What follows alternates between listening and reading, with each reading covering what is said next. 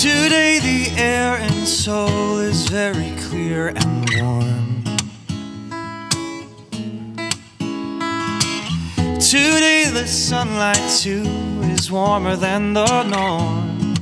Though the change is not profound, there's a specialness going around. Let's enjoy the day, watching from the window as the morning crowds appear, picturing the places they are going. Soon the rush is over and the sidewalk starts to clear.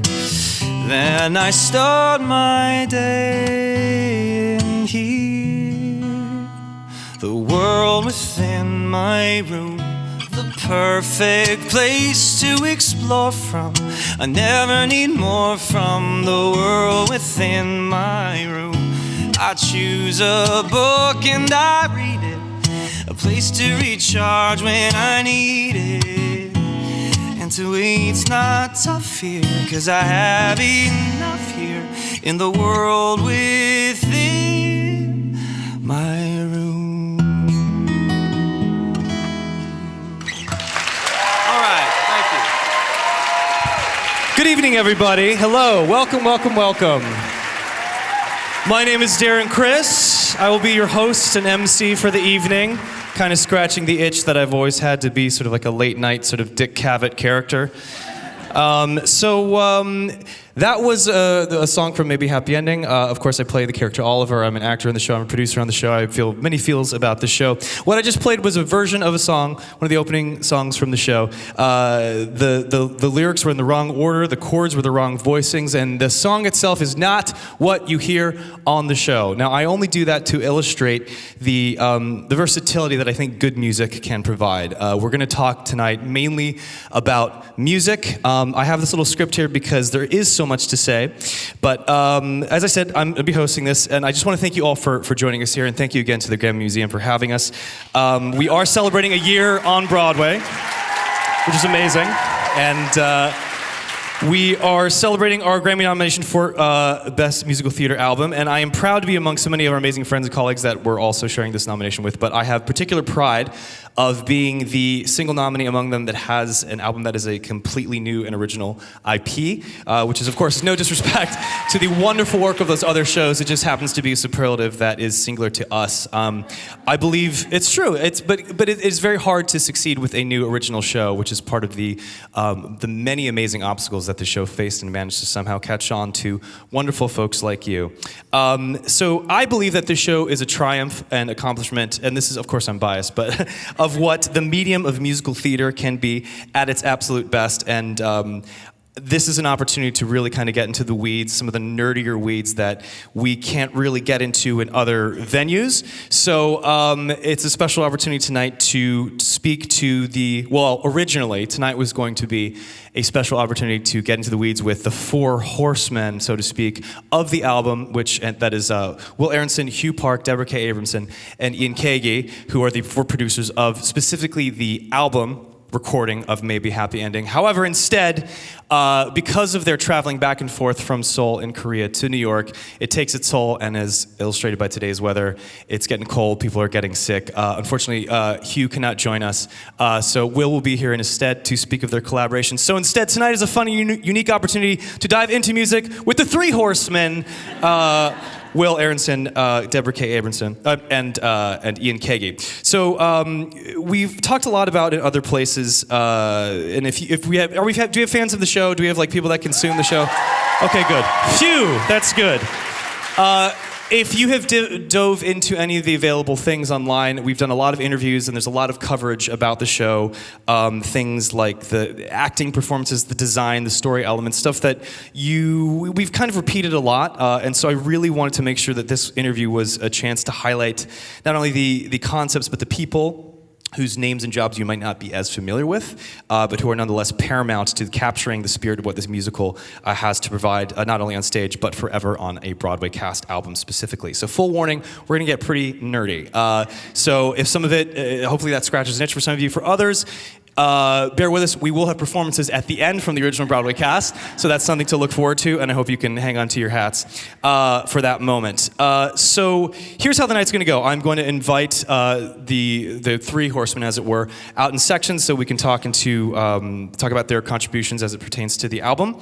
I want to say something really quickly about Broadway albums in general. They're a funny thing because when you're thinking of what purpose they serve, they aren't exactly the Broadway show. They can't be, because when you're listening to it, you're not in a theater surrounded by people with costumes and actors and sets and so forth. So they have to exist as a separate entity that can maintain the oeuvre of the show without all of those bells and whistles. And this is not an easy feat to do, and I think we've done a really extraordinary job of capturing this. So if you happen to look at the album, it's strange when you have, and I'm a huge Broadway cast album nerd, I have so many at home, more than I can think of or count, but you will notice most of the billing on it is from the poster of the show. This is convenient, it's identification of imagery, but you have to kind of dig into the liner notes of like who was really working on the album, and I cannot express this enough.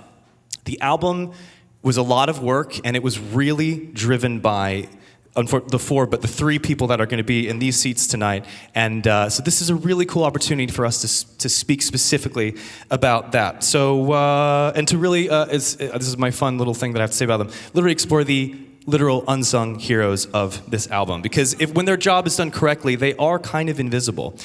So we want to give them all the visibility we can tonight. So a Broadway musical, of course, should have a wonderful story, design, performances, but I happen to be of the belief that if nothing else, they live and die by their music. And I believe most people would agree with me when they're checking out how good a musical is. When they want to know anything about it, they'll check out the music first. This was evident immediately for me when I was presented this show.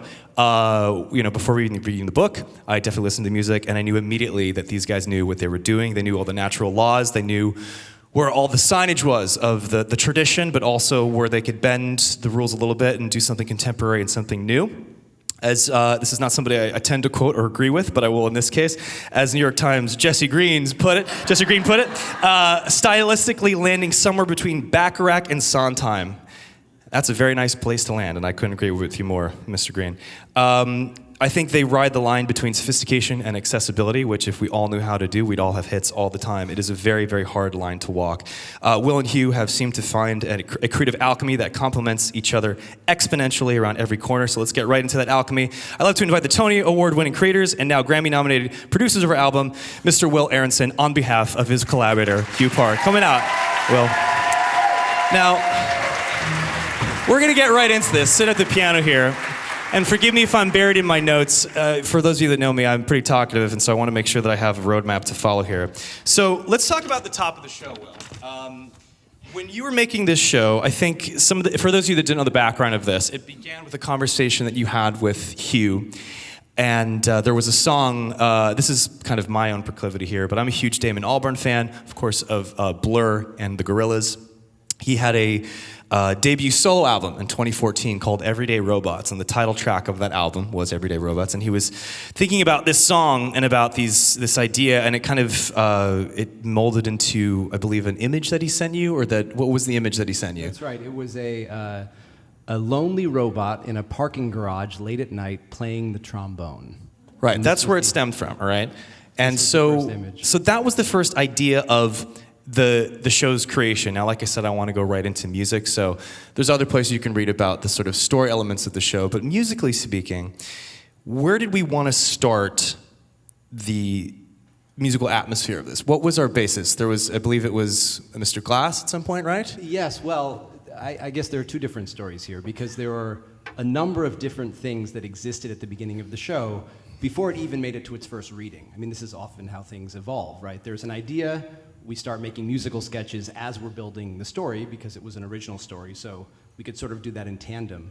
And in our case, yes, the first draft did start with this very minimalist, Philip Glassy style piece of music that went under a narration by Oliver in the moment before he's deciding whether to erase his memory. And this is the beginning of the show. It's the very first thing, is he's saying it's 8:02. It would be whatever time of day the show was. Right. He was like, it's 8:02, it's 8:03. Like, I have to do this. I have to decide. Right. And you don't really know what he's talking about. And Let's see, what did that sound like? Yeah. Well, it sounded like this. I don't know if I should already tip off that a little piece of it remains in the show. It's not any. Maybe people can catch it. Let's find out. I wonder though. But so it went like this. It's very.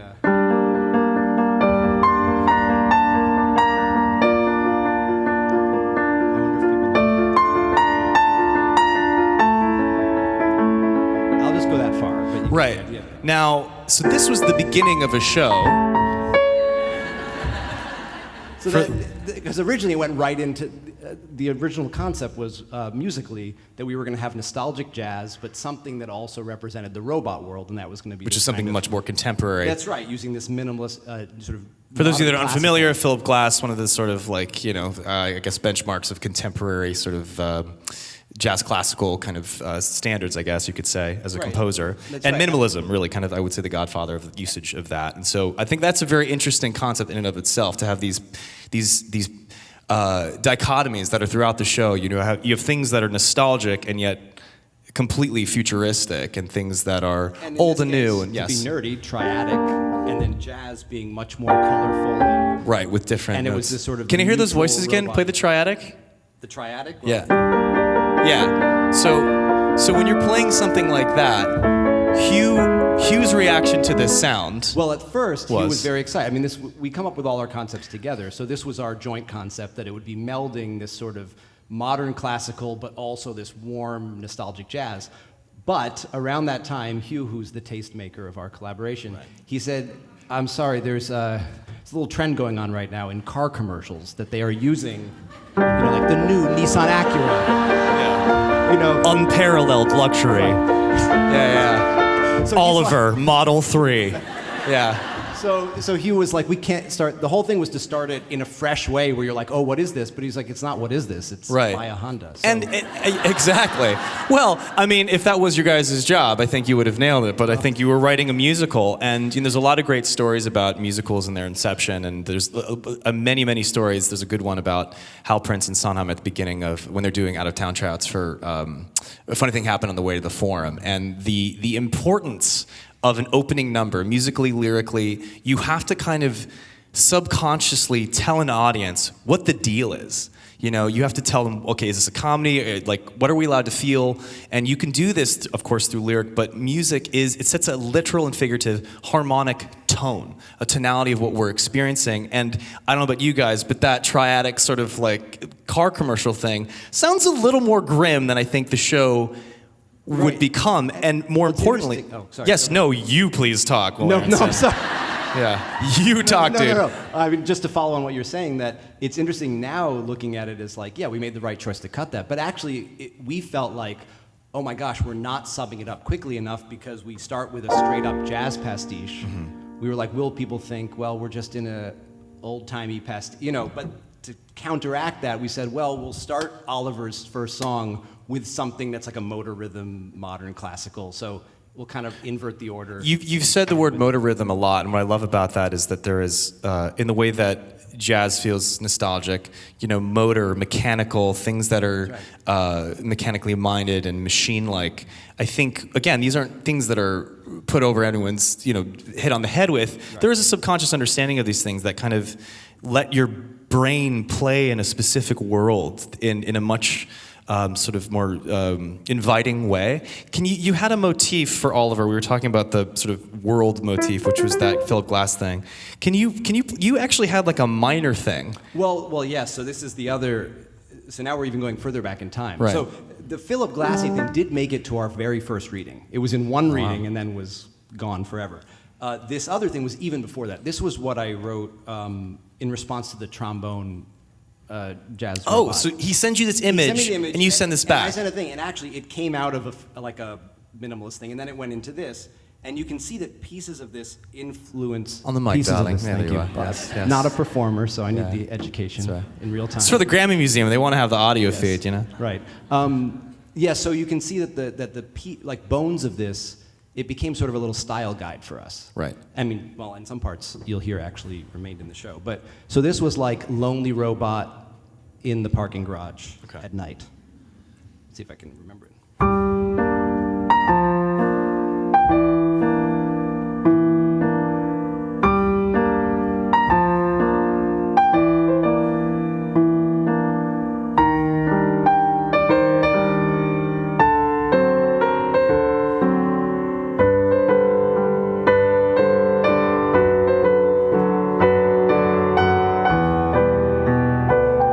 And then the rest is history. Nice. So, But that was for Oliver alone in his room. We knew we wanted to start it with 10 years of a robot alone in his room.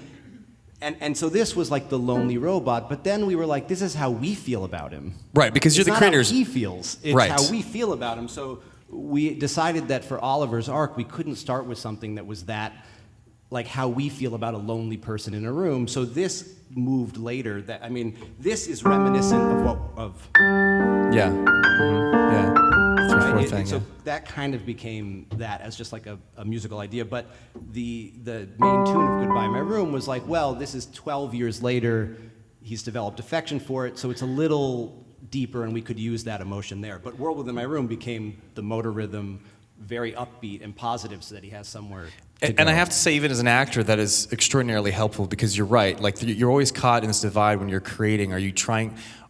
Who's telling the story? Is it our perspective Is it or our is it the perspective or is it the character's character's perspective? perspective? And more often than not, if it's the character's perspective and if it's handled well enough, the audience will catch along, as opposed to them having to put it on to the character. And so I think that was really a smart move, because when you do have this minor thing, it's the first time you meet this guy, you're like, oh, he's sad. But you're right, one of his sort of fatal flaws and beautiful components is that he doesn't realize he's doesn't think it's sad that relentlessly he's there for optimistic. 12 years, and right. that's what's sad. That's right. What's sad about it's true, is that what breaks our heart about him in the first 3 minutes of the show with very little exposition, what connects us to Oliver so fast is the fact that we see that he has a bad hand and he doesn't. That's always what's so fun about watching the stakes for any characters. They are unaware of the larger pieces. That's why an audience is so imperative to be sort of witness to what's really going on. So the music does such a great job. Can you play that driving sort of motor rhythm you were talking about? Right. So this is where the minimalist modern classical thing did make it into the show in accompaniments, but it's never featured so prominently as to be like a whole number where that's, well, maybe the touch sequence, because that's one of those. And By then it's... And we'll get into that later, because they all, in musical theater fashion, yeah. If you haven't already noticed, a lot of the music does connect to each other in a very sort of classic way, in a way that I have to admit, you don't hear a lot in a lot of contemporary scores. And again, that's not to knock that trend. We do a lot of really fun, amazing jukebox musicals and things that are using other things that pre-exist. What's so extraordinary about having a completely new piece is that, and from somebody that has such a musical acumen as Will and Hugh, is that you can abide by somewhat classical, I don't want to call them rules, I like to call them natural laws, that sort of like service pieces in a way that just feel more effective. So it is kind of cool hearing you kind of play all those things, because I think there is a cohesiveness to the entire score by way of very conscious musical decisions that tell a story throughout the entire thing. He wasn't here to say this, but aside from his car commercial critique, I think one thing that I had written down for him to say is that in response to the minor thing, he was like, that leaves us nowhere to go. Right? Because we need to have an arc for this character. We're just still at the beginning of the show. Now, just moving on into before I bring our next guest out here, I was going to ask you guys. You have were you a jazz student, or were you a? I was. My initial interests were I loved film music first as a kid. That's what I had. There were things called cassette tapes. Yeah. And I used to tape. I didn't know you could buy soundtracks in the store, so I would tape the soundtracks off of the movies and listen to these all the time. Then I got into jazz in high school. There was a great jazz program in my high school.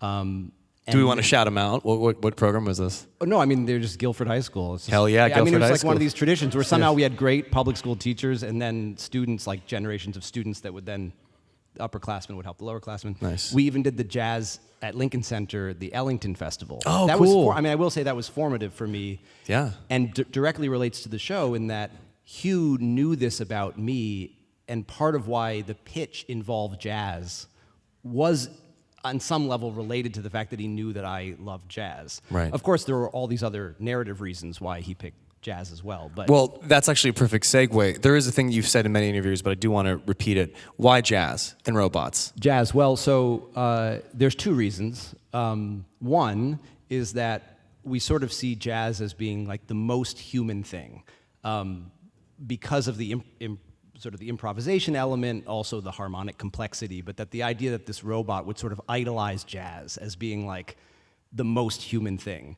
That's one thing. And then the other one is that Oliver, who is himself sort of an older model that's been passed over, he has this affection for things like LP players. You know, he's always quoting James, well, LP players got replaced, but, you know, people who know say they were better. Sort of like, you know, everyone knows the Model 3 actually was like the good one. Of course, yeah. And similarly with jazz, it was like jazz was a super popular art form, and then it became no longer mainstream, but some people are like, no, that was like the peak.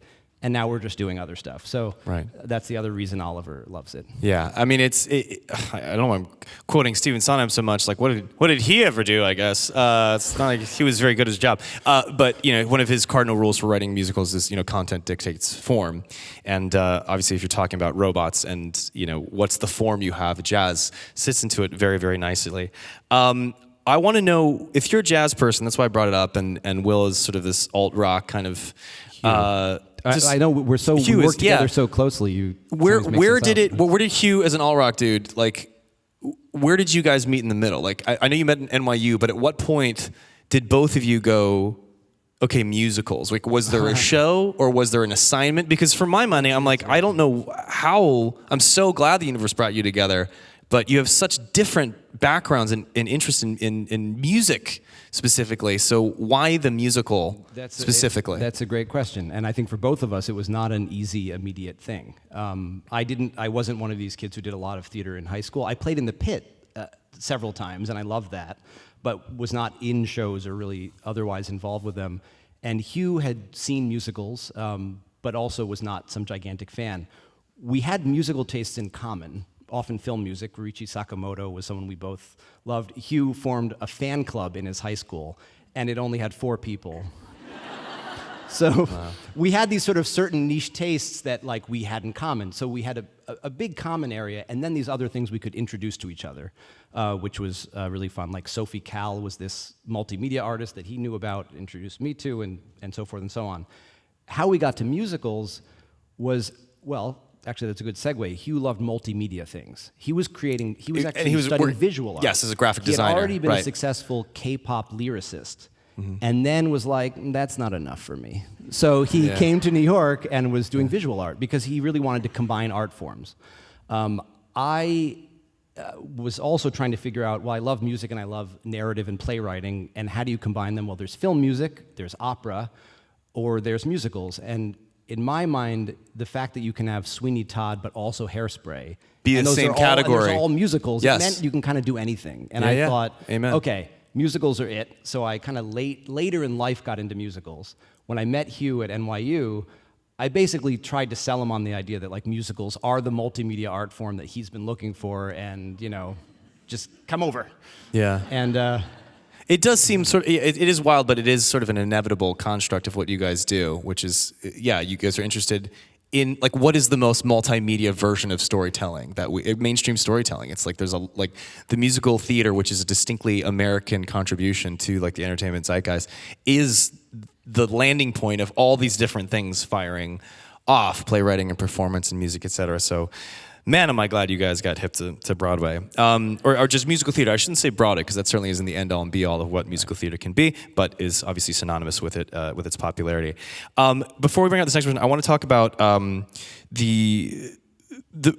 if content dictates form, what does having robots dictate as far as stylistic choices are concerned? If you have robots, do we go... Even when I was told when I ended up joining the show, my joke, which I've since been told up here to be like, please don't say that, is like, how beep boop bop are we doing?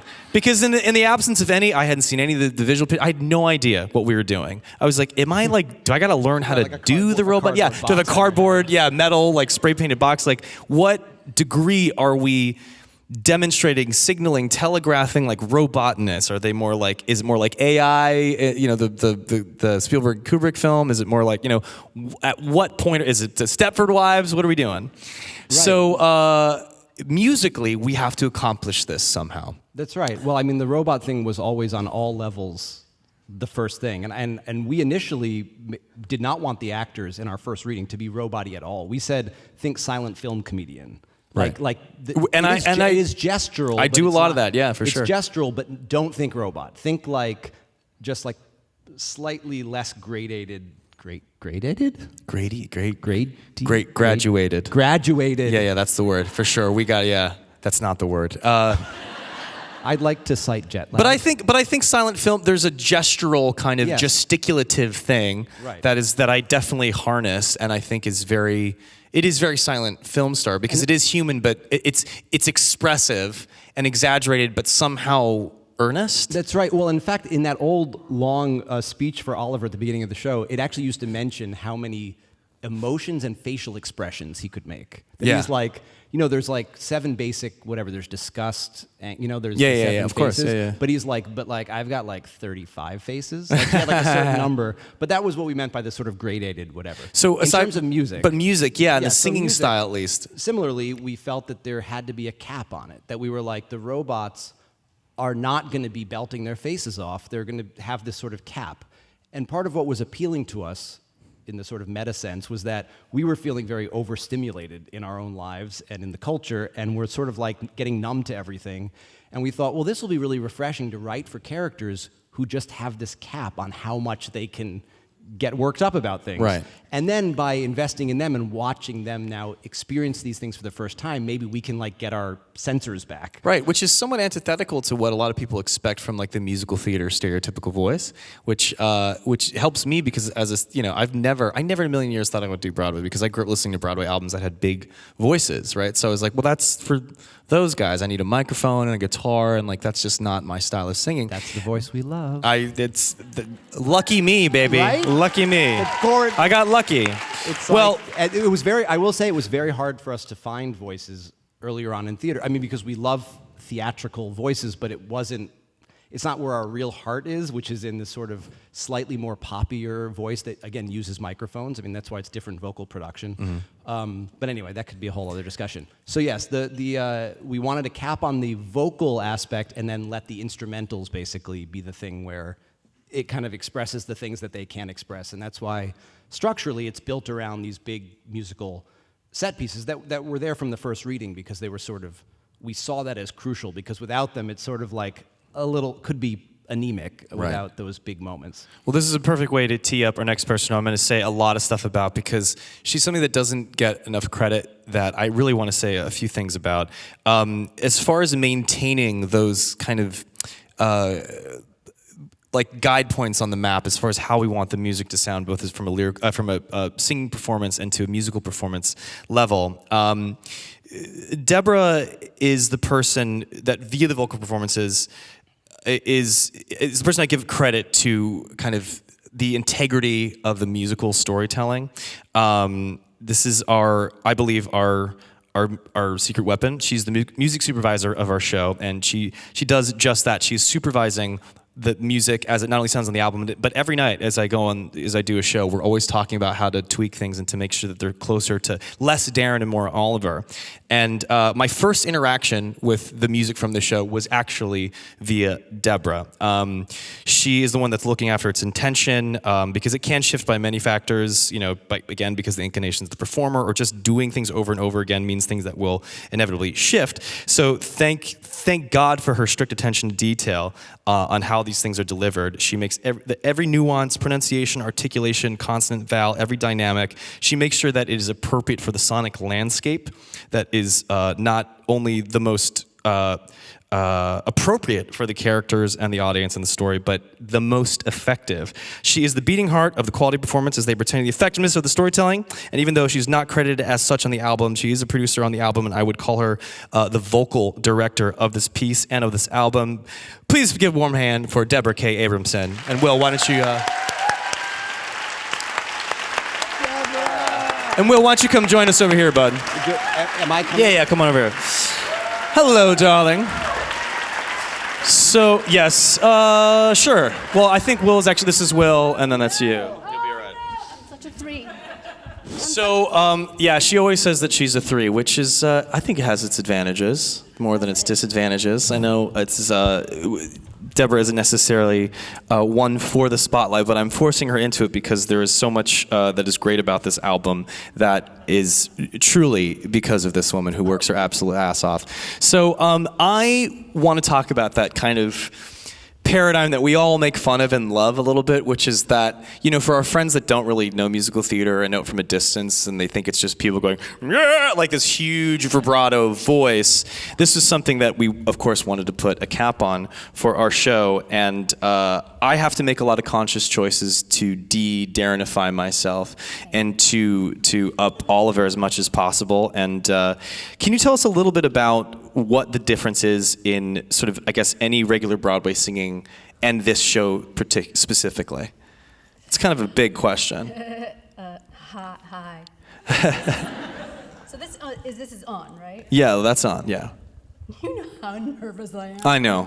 Okay. Guys, can we just give another amazing applause for this woman? It's like, you can do no wrong, Deborah. I have been waiting a year to do this for Deborah because I'm telling you this woman's contribution is invaluable. All right. Please, don't stop. Okay. It's hard to answer that without accidentally being pejorative about, I Googled that word before I come out to make sure I wasn't saying it wrong all my life. Because I work in that business. I did. Yeah. But Well, we're not knocking that style. Right. So it's not just to a different. knock it because I've made my whole career off of it, and perhaps written that as well. But also, as a person who likes to put a lid on it as well at various times, it suits me at times. What was the question? It was basically saying one of the things for me at least, right? You know, when we first met, we recorded a version just for promotional reasons. We didn't know what the show was at all. Helen and I came and we met you in the studio and we recorded "When You're in Love." We didn't know anything about the song, and obviously hearing the notes and the lyrics, like I had my own natural proclivities that I have when I see certain notes, bends, scoops, etc. And we really wanted to keep a cap on those. And as we've done the show now for a year, there are things that you have been very good about making sure that the characters have. Let me put it this way: when we were going to make an album, what was your main goal? Because the person flying this ship behind the glass was Deborah. So what was there was a main... list of I remember for that first promo, you said I was in Korea at the time, and I remember you had actually documented every scoop or pop mannerism that both. You were like, notice there's 5 in the first verse, there's 7 in the, and you said. They're listening backstage. Oh, yes. No, but this was but it was a selective, it was really important that it was we want to be selective because we wanted contemporary but not. I think I'm ready to talk now. Yeah, it's all good. We're here, we're there. It's, listen, it's a fine line. I'm really not judging, quality, but I think we all, on a certain scale, people who music direct, think about, because it's theater, how much are we detracting from the objective of the character and of the song and of the show and all that, right? And I would say on a spectrum of how conservative one is, this is pretty conservative because of the robot thing and because sometimes I think the more beautiful the tune, and sometimes I think the more beautiful the voice, the more you're in danger of distracting people from what's supposed to be happening. That's a thing I think about a lot. Don't quote me, I could be wrong. But no, there's a lot of validity to that. I think that's something that is a sort of double-edged sword about some of our favorite singers. And this is not to shit on the amazingness of those moments, but when you have a really great song and an amazing Olympic level instrument in a person's body, they kind of outshine each other as opposed to trusting the simplicity of the music, which is something that you've encouraged since day one. I would even like to, a question I was going to ask, and I'll lead the witness here, on one of the main differences between the album and the performance, because make no mistake, they're not the same vocal performance, but they're guided by the same principles. they simply can't be the same, because if, we're on a microphone in a booth, and we're trying to create a sound that is going to be experienced separate from the show, if we were to do what we did on stage on the album, it'd be a bit much, it'd be a bit disorienting. And one example I'd love to give is the style, the sort of breathiness that we put on Never Fly Away. Yeah. Can you talk a little bit about like getting the singers to what was the goal to have that on the record? Like the vocal quality on that for That song Never in Fly Away. particular? Yeah, that song in particular, yeah. Why that song in particular? Because I think I want it on stage that way too. Yeah, I mean, it's really, we kept talking about an audience of one. But can I say something else that I think is Please, that occurred Deborah, to me? anything you have to say is magic. It's because this is a personal thing, because every singer brings different things to the table and different things that. So let's talk about you. Pretend you're not here, but. I do all the time. Some of the mannerisms that you do can signal that you're much more. That you have swagger. Right? Right. That Oliver kind of doesn't. Doesn't have, yeah. Right? No, yeah, that's true. That's a big thing that comes up all the time, as you know, because you've gotten my notes, is that little things that great signal notes. swagger and just like my incredible room. comfort. Right. And like the way that, even like we've talked about the way that World Within My Room doesn't end on a big high note, because we've decided, those of us who've had to make our peace with going, okay, it's weird to end a song this way, with going, no, he's just comfortable. Like comfortable for him is like a big triumphant thing. And I can get on board with that.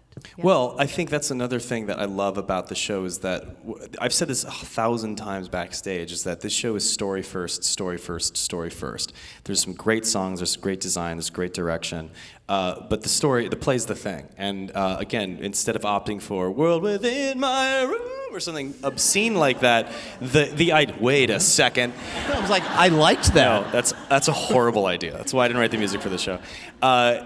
Because of the story is anchoring these choices, we feel the satisfaction of his satisfaction. That's right. Vis-a-vis the way we're choosing to sing, as opposed to like doing the thing we think we need to do with a big note, but there's a discord between what the audience and the character needs to feel. Yeah, because Oliver doesn't make Oliver happy. Exactly. Being contained makes Oliver happy. And having a world that is in order and is on the beat, and not backphrased, makes Oliver so happy.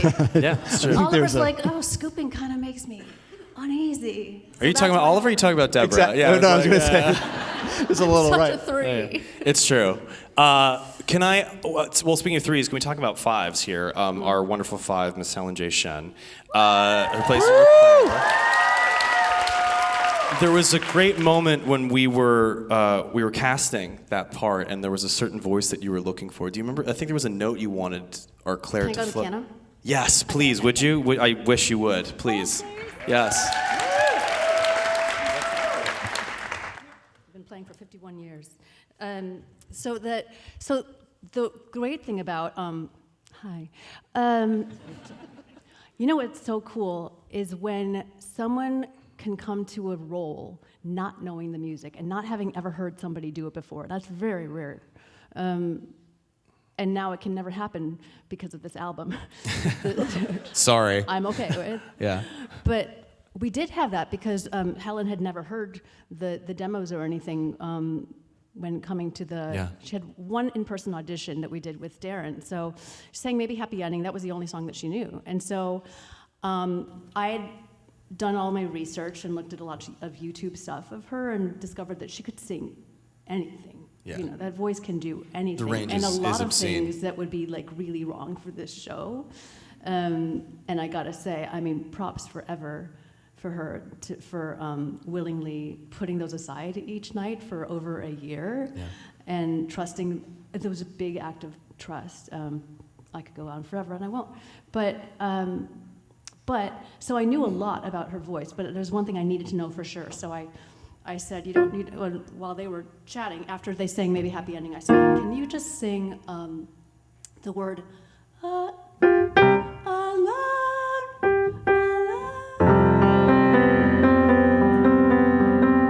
Remember that. Yeah. And then I said, can you do it up here? Maybe a little lighter, a little, just anything. For a long time, held it a really long time. And then Darren said said something with an F-bomb that, about how much you would give to be able to do To be able to do that, yeah. Which, anyway. She was like floating it with like in her sleep. It was so cool. Yeah, so a C, a C sharp, a D. And I said, just by the by, which one do you prefer? Just trying to make conversation. And she said, well, actually, I told her that she said this. I mean, such a U of M, and I believe in U of M. She said, historically, I really sit well on D flats, which are actually C sharps. Harmonic equivalence. Right, look it up. Which is great. I mean, we would have put it in any key for her, or Will would. I can't speak for him, but I mean, I would put it in any key for her. Yeah. Anyway, There's a lot to say there. I think we'd put anything and anything for that woman. So you'll know, if you don't already know the song, the reason I asked for that word, there's a reason I needed to know that exact syllable. And was it how she, what was the thing where you're like, oh my God, this is... Extraordinary control. Her control is And she could choose any color. Oh. Yeah, that's how I feel. I know, I get to sit behind her when she does that, and it's like my favorite thing of, like, And then, I just like, get on live TV in the morning, like... Oh my God, smashing it, yeah. She's listening to this. Take this to the bank, Helen J Shen. This is something that I think a lot of people don't think about when they watch shows, which is why I value what you do so much, Deborah, is that I think for the most part, people assume that the way people are singing is how they sing, right? Like, oh, this is... I'm not a fan of their voice because of blah, like that's what it's like, no, they're doing a character. That's what I mean, it doesn't always happen for a show like this that is so character-centric. There are very specific choices. Like, if we wanted to sound, and I use huge quote fingers, like impressive, or like I was, trying to pander to some sort of like populist idea of what might look cool for me if I was a selfish idiot and didn't care about the integrity of like the show. Yeah, you can go off and do your own thing and sabotage like the heart and soul of what really matters with the storytelling. And what's cool is that myself, even the way that Dez is pronouncing his words, he doesn't actually sing like that. He's embracing the sort of consonants and proving vowels in the way that a mid-century singer would, and we'll hear more of that later. But these are character choices that are very deliberately tied to intentions and directions from a vision from this guy and maintenance by this lady. So props to you guys. It's amazing. Now, while Deborah is on the piano, why don't you stay up there for a second? So we're talking about, sort of supervising the singing performance of stuff, but we're also talking about the music and the orchestrations and how instruments are played. Deborah, would you be so kind as to give me some fun examples? There was a thing that you were doing earlier about, dealer's choice here, but I'm just picking one at random. If you want to start from here, you can. But we were talking earlier about how a way that it has to be, right? And the differences between how it can sound if mishandled and where it needs to be in the context of the show, and certainly listening to on an album. Yeah. Because that's a driving, it's eighths, sixteenths. Where are we at? They're just these eighths. Whatever you want it to be. I think they're eighths, guys. These pounding things that can be, I think, with different musical dynamics, it could be like like a rock song, but it's not. So can you play? It's the. Like we talk about singers setting aside their like calling card, like their huge belt or whatever. Like my calling card has always been, at least I think, was this like incredible delicate sensitivity. Like I could play the softest possible thing in a ballad. I thought it was maybe Happy Ending that was different. It turns out apparently it's all of Will's music, which he just told me yesterday. So I've been with the show for about 7 years, and before music supervising, I played a whole bunch of readings and workshops and things of it. So I came to it first as a player. So I brought my instincts, and I found out it's not just me. Every new pianist who has come into the rotation, their instinct is to play it the same. So it's not just me. So the way that it has to be, you look at that on the page and you go, you accent the downbeats like a person. And that's what we do. So I was doing that in like maybe the second or third reading. I look at him across the room, and he goes like this. That's what I did. So even accents. Yeah, even. Even, yeah. Even. Are they accented on notation, or are they... Well, that's the problem. Oh, well, sorry, I'm pulling a thread. We've actually are now debating how to mark this in when we publish the score, because I think the new thing that's in almost every score now says hammer evenly. Because apparently that's just a thing that you should just be I'm sure there's an hammering. Italian word for that is... yeah. But it's an instinct we have that's really hard to fight. Another one is, so Rainy Day We Met, this... also to my credit, it says gently flowing, so it won't anymore, but it's like a murmur, and I'm so good at the murmuring, right? He says, no, it's like... I'm not going to do the dance because that's on video. Okay, but he says it's like rambling down the road. See? Yeah. It's like you're in your bucket. So everything to me says I'm playing so ugly, but that's what he wants, and it feels more active, and it's better your way. If anybody didn't just notice the magic of like dynamics in music, like even if we didn't have that little bouncy, jaunty dance that Will Aronson gave, they make a huge bit of difference. And in the way that those are played and ultimately recorded, if you're in your car and you're hearing this, like you do respond to what you think the narrative context is differently by way of these little details that add up significantly. Yeah, so, it's less romantic. It's more, they're actually in a car, so they're rambling down the road. Totally. The last one I want to say is, so this is, because this is such a Will classic. So I grew up playing like all the Debussy stuff. My brother would play the Rachmaninoff because he was a boy, and Is that the thing? I don't know. just like fluttery. Okay. Just like light and, I used to be able to. Yeah. That was it? You didn't mess up? So you're just like, it's just fluttery, and everyone past pianist who comes in thinks, that's what I'll do. No. He's like, no, I want to bang, bang, bang, bang, bang.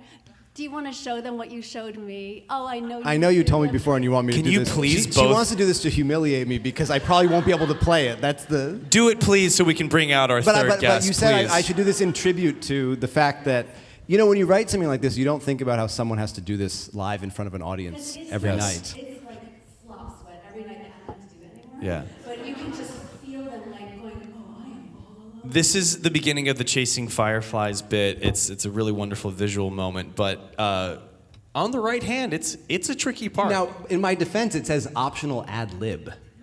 Really? No one has ever ad libbed it, but because it says it's meant to be like a jazz solo. So Yeah. You say to us, you're like, if you mess up, it's fine. It's just jazz. That's right. Nobody feels that way. I know. Yeah. No, I know. And now that I'm here, I feel the same way. I'm like, I'm going to play. I mean, it is... Because it was a transcription of what my original improvisation when I did it was, and I transcribed it. This is a transcription of an improv. Yes, yeah. It's the transcription of the original improvisation, but That's that's why I thought amazing. other people would improvise it. That's amazing. I mean, because when I look at it, I'm like, it kind of, it feels improvised. Well, it sounds... Well, when we were talking about the improvisatory nature of jazz and how it functions, by the time this... just to tie to the narrative component of this is when a lot of pieces come together, when the natural world and the mechanical world and the old and the new come together. What I love... I didn't know that was a transcribed solo, man. That's insane, because I remember thinking, damn, that's such a well-written improv line, because it does exist in this sort of Debussy place, but has all these sort of chromatic turns that sound like that of a guy soloing and fixing his sort of I don't want to say trips, but okay, I'll make that I'll invert that harmonic thing. They are little things. It sounds like a true improvisatory thing. Yeah, what is it? I'm sure I hit more clams when I first played it. I'm sure the actual thing had more little... And clams are hit. Yeah. Can we hear that really quick? Waiting for me to... I just wanted you to do it. No, please do it. Please do it, because we got to bring out Ian. So come on, let's hear this thing.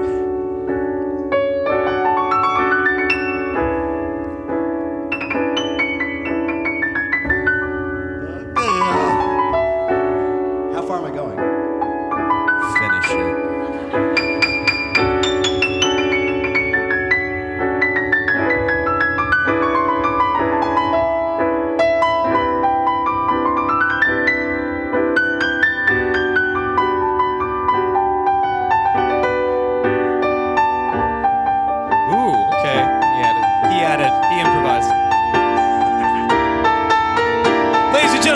Aronson on the piano.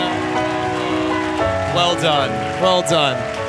But, for everything that we were saying, all those pieces come together on that little spot there. And again, there's a lot of things to see and a lot of things to feel by that point. But that little piece of music sets everybody up in the audience for one hell of a breath, man. So well done. It's gorgeous. All right, so we've been talking a lot about the vision of the music and the maintenance of the music, both as vocal performance and playing instrumentally. We, of course, did make an album. We had to record this. So I would like to take this as an opportunity to meet our third horseman of the evening, of our 4 Grammy-nominated producers. Give it up for engineer and mixer Ian Kagey. Waiting patiently in the wings. Now, before we have Ian speak, I just want to let you guys know that Ian has worked on countless Broadway albums, probably many of which that you know and love as both an engineer and as a producer. He picked up his first Grammy in 2022, I believe, Yes, for that's Into right. the Woods. Maybe you guys saw that wonderful revival. Now, as Deborah mentioned, you were on the show for 7 years. You even more, obviously, because it's been percolating for almost a decade. I mean, we didn't even get to its sort of inception in Korea and everything, but needless to say, you guys have been on it for many, many years. You were coming onto this as the lattermost person after all this stuff. So, there's a lot of catch-up to do. Into the Woods, presumably you and I grew up on that. So you're like, Yes. okay, I'm recording Into the Woods. For this thing, like, when and how did this come to you? And were there any challenges to kind of play catch-up with where these guys were already at? Totally. So I started with the promo recordings, I think, which was... Oh, that's right. We did, those the early recordings where I promo met Deborah, recordings. And so I knew the songs we did for those, but just early versions of that or pre-Broadway versions of those. And really, as you were all learning what it was and figuring out what the performances were, so, very sort of like, infant version of those songs as they are today. And so that was the first experience with it, and the music was just exceptional. We did one session with the band and the orchestra, and got to hear the orchestrations for the first time, and was like, this is incredible. This is like such a cool score. It's such, building a world that's like a future world with robots, but then using all acoustic instruments as the score does is like such a mind-blowing thing. The writing is so cool and unique in that way. And, it's a very like driving score, but it's a very like not rhythm section based score in a way that like a lot of new musical theater is. And so it was unique in so many ways, but then also the music was stunning. So it was really, I just felt really blown away by the first couple of songs that we worked on, and also got to know the team, which was so fun to get to know these folks and work with these folks. And then when the album came along, when the show finally got to see the show on Broadway, which was absolutely just breathtaking. And then when the album sort of came up, it just sort of organically shifted into doing the like planning and doing the cast album with these lovely people, and that's sort of how it all came to be. So you said something that I love that has been, and I'll let all of you guys talk about this, which is the instruments and the humanness, so to speak, of this, to sort of coexist with the non-humanness of the characters. And I put a pin in just that word for a second. Something that I give a lot of credit to Will on. For is that it's very rare that not rare, but it's just not as common to have the composer and the creator also be the arranger of a piece. Usually that's outsourced to another person, and it's a huge collaboration. There's even an orchestrator. Like, there's a lot of different people that make the music kind of sound like what it eventually does on Broadway. And because Will's sort of a one-stop shop, there's a superlative of the show that I'm very proud of, which I take no credit for, but I am a huge fan of, which is the mix of the show, and that is how it sounds in the house. Everybody has their own opinions about how things should and can sound in an old theater made of plaster and wood. I'm not remarking on any particular preference, but I will say it's always nice to have the room sound like the piece, right? There's oftentimes maybe it's too loud, maybe it's too quiet. It's a challenge. It's hard. It's really hard because you're dealing with this acoustic music, but making it electronic you have to distribute the sound accordingly. Anyway, it's a headache. It's not an easy job to make the room feel fully osmosed with the musical ingredients of a piece. And what's so fantastic about a good arranger is that I'm of the belief that do you have any arrangers here? Any musicians here that did arrange? Yeah, it's a hard job. So a good arranger mixes. And what I mean by this is I think, if I'm in college and I'm told to arrange a piece, I'm probably flexing a little hard. I'm going to try and show how much I can get out of this section and this section, really try and impress you with how many things can go on. what's incredible about this, and then it's up to front of house to be like, oh geez, all right, let's got to shave off the high end on the horns here, the bass is too much here, and you got to kind of mitigate the creative decisions of an excitable arranger. Because we have the person who is who's put the story together, creating the arrangement, he's written the shall we say ornamentation of the music around what is necessary for a sort of emotional mix, where we have literal like human instruments accompanying human moments. We have things where high end is really useful, where clarinets are coming in. You know, it's all mixed. You know, the front house doesn't have to do much work, and they do a lot of amazing work, of course. But I want to ask, what was that process between arranging and mixing this album? Because you are now actually in control of a lot of mixed stuff that maybe you were not so happy with that you could now tweak on an album, or vice versa, things that you noticed you're like, oh my God, like this is a great piece of arranging and I don't have to do as much of a mixing job as I usually would. I think first and foremost, the orchestrations and arrangements on this particular show are really, you know, everything has its right place and is so specific, and every part is thought about in that way and frames the scene and the vocals and everything so carefully that I feel like in some ways that makes the mixing job much easier, but in other ways you want to try to get as much detail and as much detail work as you possibly can. And I think with this team especially, we spent a lot of time getting that detail work to make sure that everything was sort of in its right place balance-wise, because in a score like this, especially where you are, you know, you have a lot of pop and jazz elements in it, but they're being played by instruments that don't necessarily play those genres traditionally. And so a lot of times things are being split up between like string players or horn players or being sort of split between the orchestra in a way that's like very creative and all together, if they're balanced properly, actually create what you're looking for. But if the balance is off, the whole thing sort of falls apart, like the sweater sort of unravels. And I think that was the thing of sort of this album that was both challenging but also really incredible, was sort of building that world a little bit by little bit as far as getting the balances correct, because it was sort of like focusing a camera, where it's like you sort of like it was always beautiful and played well and sung well, but you sort of, as we worked more and more, you know, oftentimes when you work on a process, you can really lose perspective and work on it for a very long time, and then you sort of hit a wall and it sort of plateaus, or you sort of fall off the mountain, so to speak, and it starts to just sort of become like mush. But in this case, it was like the opposite of that, where it's like we worked very long hours trying to sort of get the balances correct, but it just kept getting better and better and more focused. And once like I feel like the orchestral balances were correct with the vocal balances and everything was in its place, it's sort of like locked in a way that like you're like, oh, that's it. That's what it actually should be, like should be. And there's so many examples on the album of that. Would you mind giving us one via the strings and winds is just a thing. I mean, Totally, it's like yeah. in real life, like you know what we're going for. You should have many more strings to compete with winds, right? So I am working with an artificial mix. Yes, like totally. it has to be artificial. I mean, even in the Sitz probe, I was very like, we need mics for the strings. Yeah. I mean, and everyone's like, it sounds fine, but I'm like, it's not the right balance, because really I'm trying to imitate a larger string section. And that's tricky because Totally. it's not just volume. No, like when you augment a number of strings, it changes the texture of 100%. the performance. 100%. Right? So you know, the core of the show is a string quartet, and you know they're fulfilling so many sonic rules and textures throughout.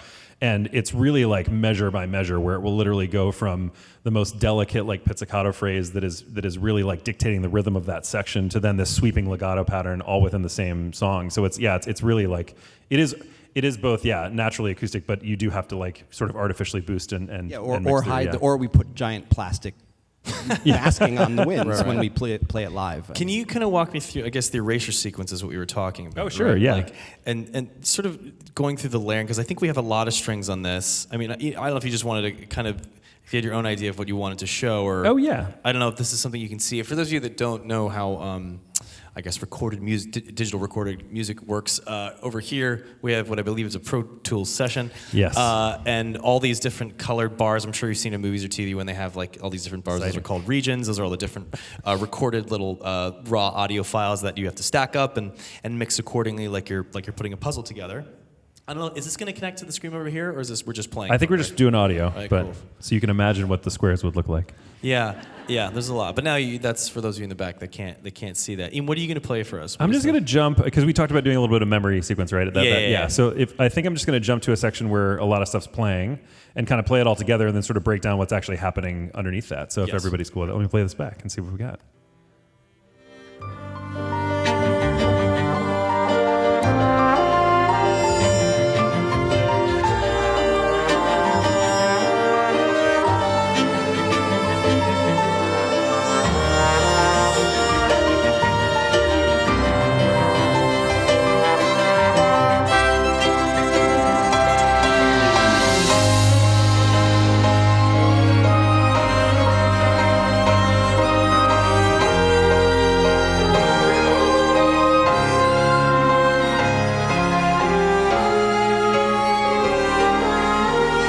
So in that sequence, what's that? Spoiler, if anybody hasn't seen the show, this is like the end of the show. Yeah.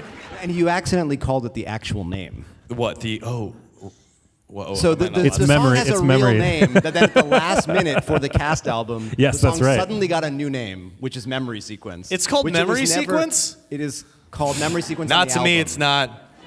I know, in everyone's sheet music, it says something different. Spoiler alert. Which is a spoiler. So basically, in that one section, as you saw, there's a lot of melodies happening. There's a lot of again, callbacks to different things in the show that as it goes through. And so that's a great example where there are many elements trading off the melody and their specific function per the bar as you go through. So in this case, when we did the album, we sort of everything gets sort of mic'd in sections, and so different than like how you might do a normal sort of, I guess, more acoustic-based recording where everybody's in the same room together. We tried to get a little bit of a hybrid, or the best of both worlds, where stuff was, we kind of had the string quartet together, but then we also really super mic'd, close mic'd the string quartets. In fact, we put like clip mics on them as well, because there's so much detailed string work that happens in this. And then the brass and the reeds were out in the main like live room of the space we recorded in. But again, we sort of put sort of baffles or walls between them, and the main reason for that was just being able to have as much control as possible. So again, trying to be able to get that sort of combined acoustic sound of everybody playing together, but then being able to sort of isolate those things together. So let me just play you some of the different elements that we have in that like one sequence that's there. So first of all, it starts with just the keys or the piano that's sort of driving behind that section. I told you we were going to get nerdy, guys. I love it. It's great. Let me put this in input so we can actually hear that. So this is just the keyboard part. So this is what the piano is doing in that moment. And then this is the string elements in those moments. Hard to hold a mic and drive at the same time.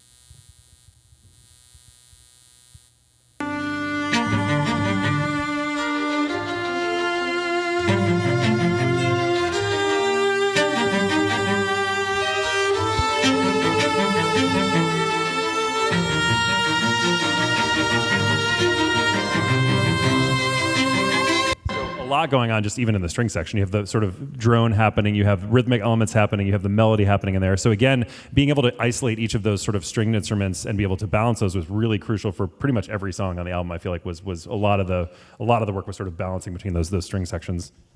And then the reeds and brass there are then doing this. This is just the brass.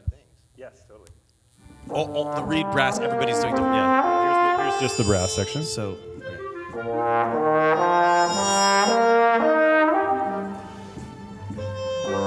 And then adding in the reeds. Everybody's counterpoint. Yeah. Yeah, it's the a- clarinet is with the second violin. The other two are. and then upright double bass for filling the low end. And there's a really cool trick that on this Wait, album that's that was not French horn? no. Everyone goes, So I love the French Shut the horn, and so I say there is no French this horn. is something I learned from you, which is if you take what is it, flugel and Flugel and trombone in unison. and you put them in unison, it sounds like a French horn. Which like Wait, I wait, wait, swear wait, when hold I on, saw wait, the hold on. show, yes, mind blowing. Wait. Everyone's like, my favorite part of the orchestration is the French horn. So when I saw the show, That's a double track. That's a flugel and a. that's a flugel and a. Do you have those stems on yeah, there? Yeah. So Sorry. here, This is totally. for me now. No, it's mind blowing. Are those mixed down the center? Or are you like left, right? Like, how are you accomplishing that as one instrument? Are those quantized, or are they just how they played it? Sorry, that's insane. Basically, the way the trombone and the flugel. The trombone's like panned slightly to the right side, and then the flugel is panned slightly. What they've to done, the if left. you're not understanding what's going on, is you have two completely different instruments that are creating an instrument that is not there, and you can do that with a lot of digital bleepery, but the fact that you have humans playing that's an extraordinarily hard feat to accomplish. This is just the yeah. Yeah. So it's very hard. Yeah. Oh. So here's just the flugel.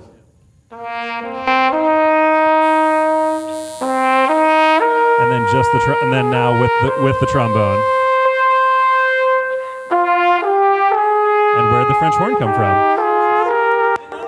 So we did the promo sessions with basically the same orchestra as or similar layout of orchestra and I think a lot of the same players as the Broadway band ended up being. And when I saw the show for the first time, I had the same thought because in the house it really sounds like a French horn, and I was like, oh, they added a French horn player. Very cool. I was like, that's amazing. But no, and then as we were diving into it, we're like, no, that's really combining those two sounds. But that's a great example of like, again, just knowing that you could use that technique or trick to sort of create these otherworldly sounds, and that's like a great example of in that song, especially of where that gets used. If you can't tell, there's a great deal of musicianship that was built into this. It's just not your everyday. Oh, let's just make it sound Broadway or whatever that means. There's something really special and like I said, intentional going on here. That's incredible. I love getting to hear this because that's even news to me. I didn't even know that. So obviously we have some performances we want to get to, but before we do that, I just want to remark on because of the musicality of the show. I've really, really enjoyed inviting all walks of people. This is the most accessible show that I've ever done, which is to say that you can know everything about music or about Broadway, come, find it interesting, have a chord struck. You can know absolutely bupkis, and it is just as enjoyable and as invigorating. That is a very hard metric to achieve. And but for my music nerds out there, it's been really fun to see the way that people have responded. And this is specifically for the GRAMMY Museum, who I want to thank again for having us tonight, because they do so much amazing work as far as music education and resources are concerned, for getting people to be interested in stuff like this. I just have to shout out that there's like a lot of like Reddit online like music conspiracy theories about a lot of the things, and we heard one of them there, and I have to say this before I introduce one of our singers, which is you'll notice there, what is that, 3/5? What's that? 5/3. Yeah. There is a figure here that's happening in the piano it's sort of this odd time over 3/4 time. Now, why does this matter? Why does this matter? Why does this matter?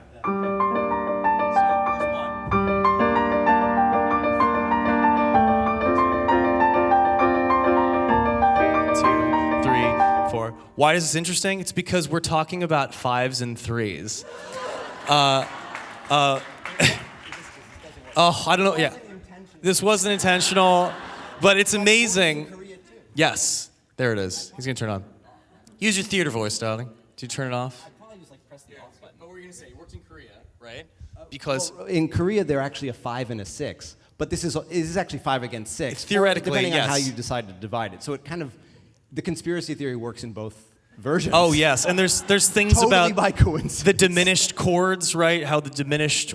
Now The Claire that chord is diminished. intentional. I know. Our Except- singers backstage are like, they gotta shut up. We gotta go sing. But I'm telling you, this is all gold, baby. This is a good one. This Okay. is a good one. This one blew my mind. Okay. I literally saw somebody roll their eyes backstage. We're doing good. All right. Yeah, everyone's like, get off the stage. Okay. Well, don't worry. They're coming out soon. Absolve us of our musical sins. But let's So just Claire talk has about a chord. There's a chord that is in all 3 of her numbers. It's like the basis of her numbers, and it distinguishes her verse of "Goodbye My Room" from Oliver's. Her version actually has different chords than his does, and I associate this chord with her. Now, I never thought about the fact that it's called a half diminished chord, and she's at 50% battery. She's half diminished. Just half diminished chord. So gets better. The chord was intentionally in there. So the reason I associate it with her is that it's an ambiguous. It's like a complicated emotional. Can you play that chord for us? Sure. Here's yes. the chord. Yes. Also known as the Tristan. And also, you're going to stay at the piano, so this is a perfect segue. But this is so for example, oh my God, it's the second chord. It's the second chord of. That's the chord. It starts what I learned from people. Right. The same chord, and her other song is there it is again. Yeah. And for Goodbye My Room. You should just take credit for it. If I read something like that about my work, I'd be like, yes, I meant it all along. She was half diminished. I'm a genius. So here, Oliver goes more right, and hers is. Yeah, the diminished chord, which is one of the most tasty chord So voicings. it's like the Claire chord, and it happens to be half diminished. Yeah, it's a good one. So there's a lot of music going on here. But speaking of Claire chords, we talked about her a little bit tonight. I can just talk for hours and hours about how lucky I feel to be a part of this woman's extraordinary journey, which she is just only at the very beginning of. But to sing one of her very beautiful songs from the show, please give a warm welcome to Helen J Shen, our Claire.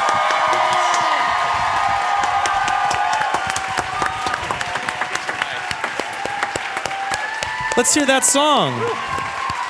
What was that little song everyone. you were playing? What was that little song? Wow. Yeah.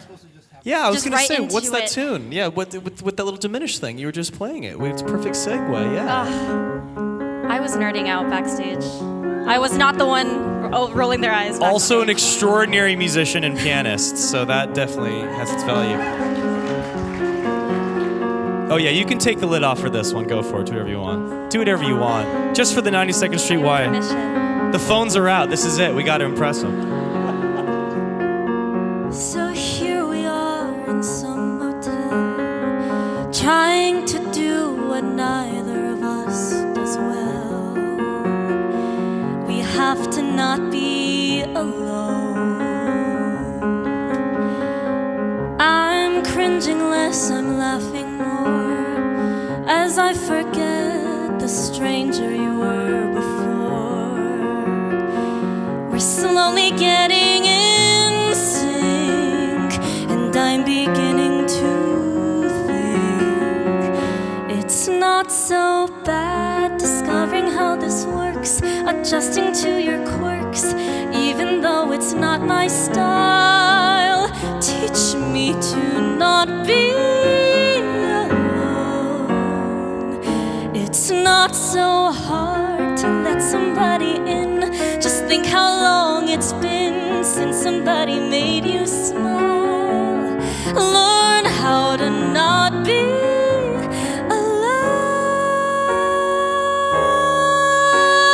alone. And by tomorrow, it seems absurd, but do you suppose that you and I might wake up to find we're pros at being not alone?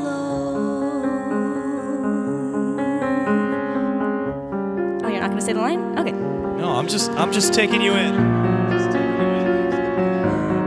No, it's good. So yes, it's hard indulging him when he's describing his LPs or conversing with his plant. It takes work to not be alone, but I'm improving. And do I sense a change in you? A little hint that you might be learning too, how to be not alone.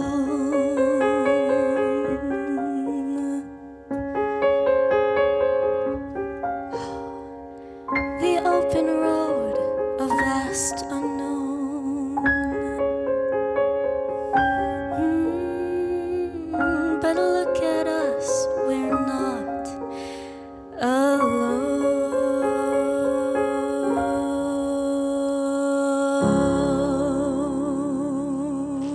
Bravo.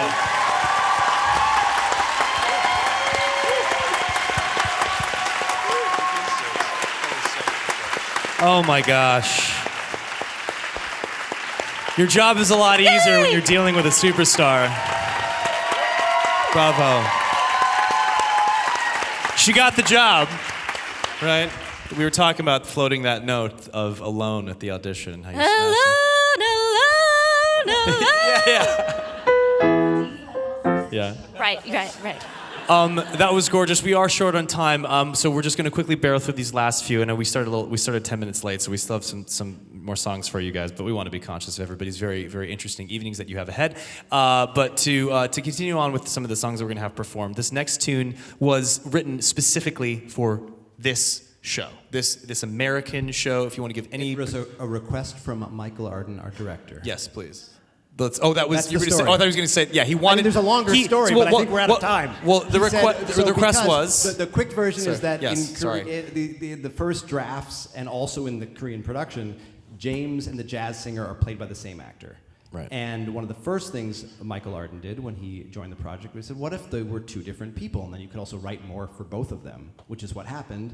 And one of those things was, he said, and Gil could have another song, and this was what we wrote. And the person who would end up embodying that new singular Gil would be the person that has been, I think, at this since you guys started doing it, at least in the United States, is the longest standing cast member of the show thus far. Please give it up for the incomparable Dez Duron,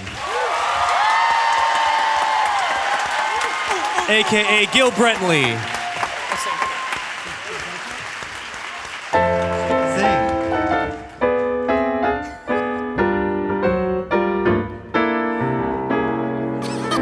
I'm not a sentimental person.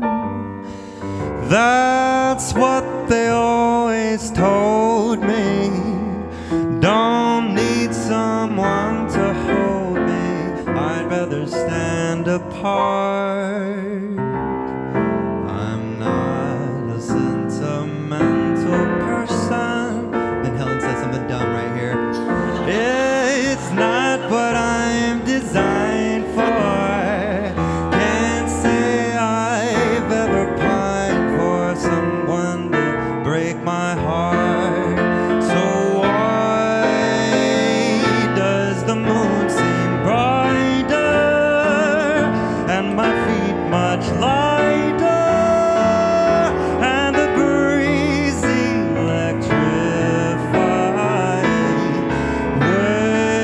Waves whisper as they flow by. It's as if they know I feel like crying. Do they know? Do you know if I'm a sentimental person? It's all because you found me. I change when you're around me. So darling, could it be true that you're a sentimental person too?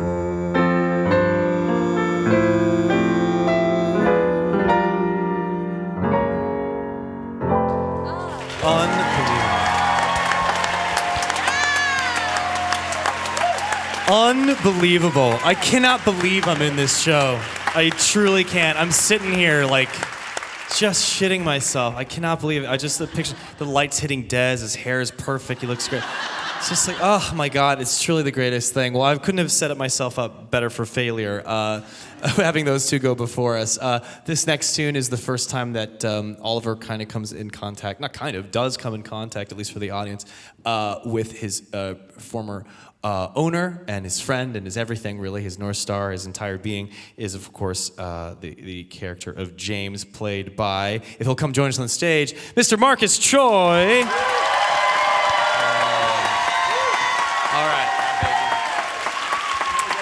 All right. So we'll sing this one. I don't know if there's any front things you want to say about this tune really quick. I mean, this was, you wanted like a you wanted a driving, there was I love that. I love a minor five. A 1 minor 5 is one of my favorite combinations. But this, something that Will was telling me beforehand is that you wanted this rhythm to, there was sort of an allusion to I've Just Seen a Face by the Beatles, which is, not to say that this is a lift from that song, but the way that the pattern of that works, right? Yeah, I guess that's sort of the weird way inspiration works, that a lot of our sketches come from purely musical ideas, where I was like, I've just seen a face, I can't forget the time or place. I was like, oh, it's like a big run-on. Oh, I love that. So Right. that was sort of in my mind with the... Nobody would piece that together. Chair when he looks up and sees I'm there, he stands. in wonder. That's how inspiration works, my dude. And somebody else will write a song from this, I'm sure, that will mark this one. But we'll do that for you, and I won't sing I've Just Seen a Face. I've just seen a Marcus. Should we do this song together, dude? Let's do it. Let's do it. We're not doing the record version. I think we're doing our own thing. Let's do it. What are you talking about? Let's do it. Sorry. It's a show reference. I find him in his reading chair. When he looks up and sees I'm there, he stands in wonder. He chokes up as he says my name, explaining why he never came to me. I hug him. I tell him I've been busy too, so everything's okay. He's proud to see how strong I am, and then at last I hear him say,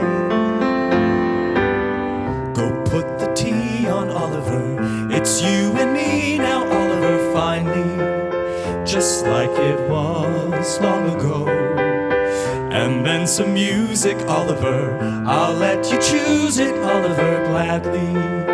But first I want you to know this is where you belong." Sing along if you know it. La la la la la la la la la la la la la. I noticed that this magazine was dusty, so I made it clean again. You're welcome. For me, the most amazing gift is seeing your expression shift to joy when I help you. The morning wash is finished and the post has all been sent. Now let me know if something else could help me make you more content. How much I owe you, Oliver. I need you so much, Oliver. Thank you. You're welcome. Someday I'll pay you in kind. Now light the fire, dear Oliver. How I admire that, Oliver. Know how. And as you work, keep in mind, this is where you belong. La la la la la la la la la la la. And when other joys have passed away, you will still be here to guide me. Tomorrow, just as true as yesterday, you'll be here, you will stay. Always here beside me. You are my anchor, Oliver. How can I thank you, Oliver, fully for all the days that you spend? Time can't erase, dear Oliver, that you've a place here, Oliver, always. You have a home and a friend. This is where you belong. This is where you belong. This is where you belong. This is where you belong. La la la la la la.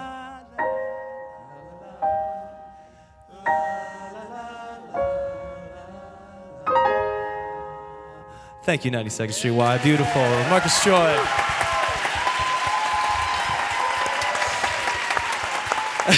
I love that after all that spiel of like, we have to sing in a certain way, and now we're just gonna have videos of us doing like the Antichrist of what we were like setting up for the first hour. We're taking liberties, we're having fun. Obviously, this is a special event just for you guys and for the GRAMMY Museum again for having us. So this last song we're gonna close the night out with is near and dear to my heart for many reasons, but one superlative that I don't think I've ever said this in any interview or publicly, but the song that made me go, I'll never forget the moment. I was watching a video recording of the regional production of this when it was out of town at the Atlantic Theater in Atlanta, which were the Alliance Theater in Atlanta, who were extraordinarily grateful for mounting this production out of town right before the pandemic.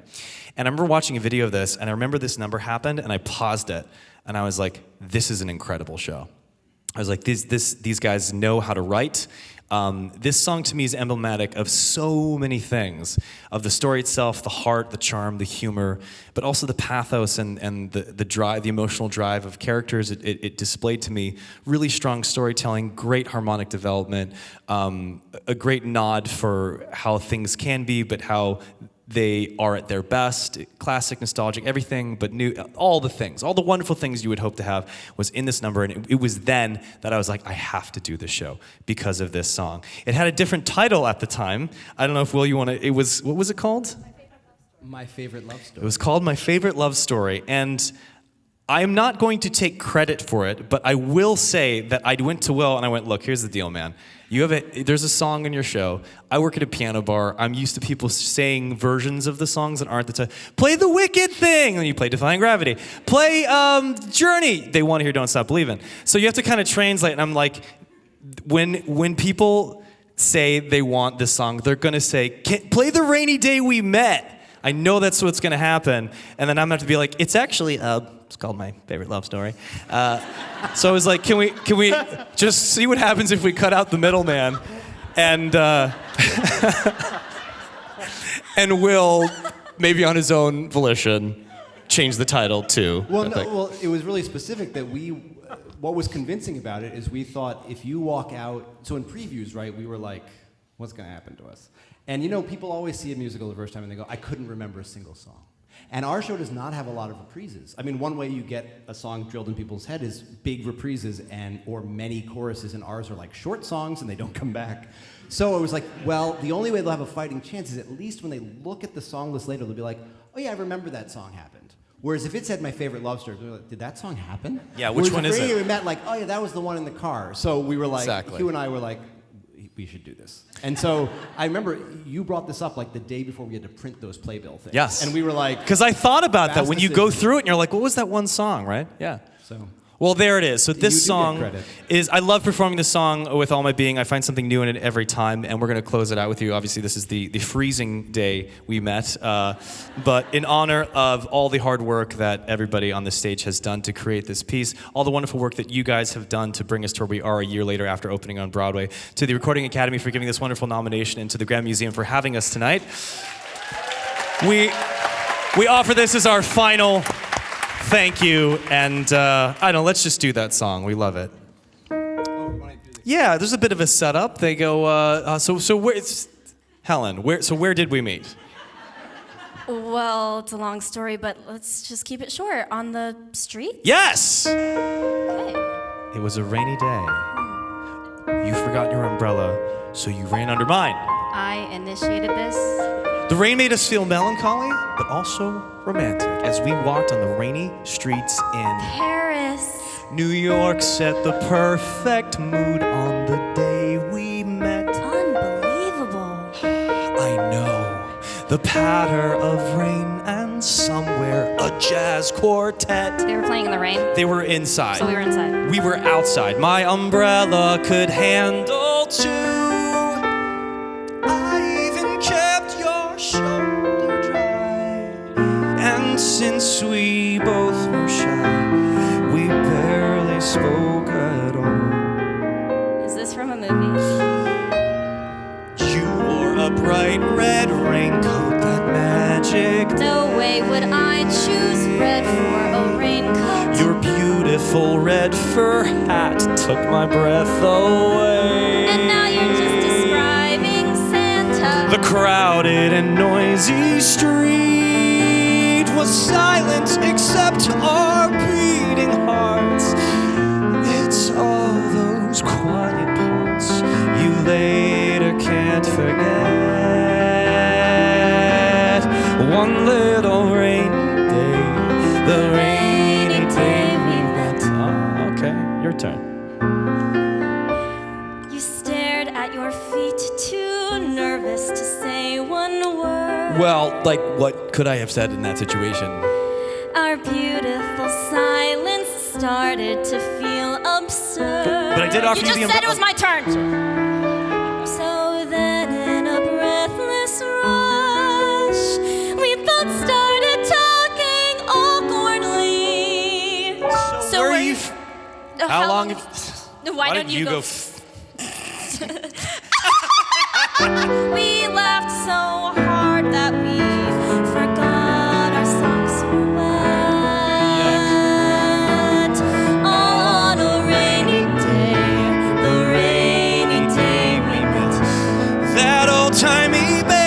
when I first held your hand and we danced in the subway. The buses we missed on the first night we kissed on that street in Perry. New York, New York. Perry, oh my God! Moment our game demanded a name, and love's what we called it.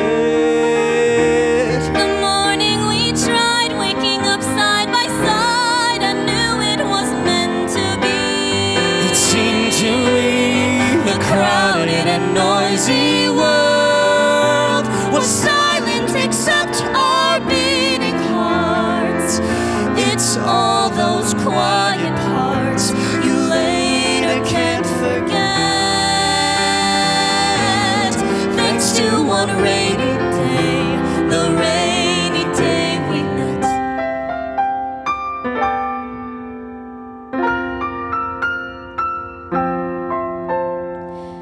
Anyway, that's how we met.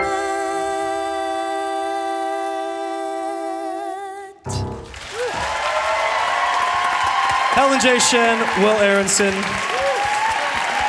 Thank you so much. I'm Darren Criss. I'm your host for the evening. Just a round of applause for everybody here, for yourselves. Thank you for joining us, for letting us be in this little show. Thank you for supporting our little light. And we will see you at the Belasco Theater 8 times a week.